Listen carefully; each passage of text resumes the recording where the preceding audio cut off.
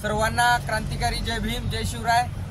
आज आम्ही माननीय जिल्हाधिकारी महोदय यांच्या कार्यालयामध्ये आलो आहोत आणि त्यांना निवेदन दिलेलं आहे।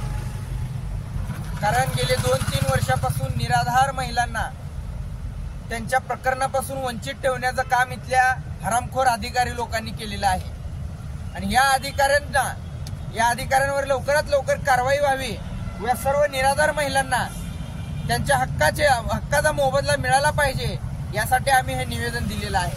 आणि माझी माननीय जिल्हाधिकारी महोदयांना विनंती आहे, आपण या प्रकरणाकडे गांभीर्याने लक्ष देऊन लवकरात लवकर ही प्रकरणे मंजूर करून घेण्यात यावी व या सर्व महिलांना त्यांच्या हक्काचा मोबदला मिळवून द्यावा।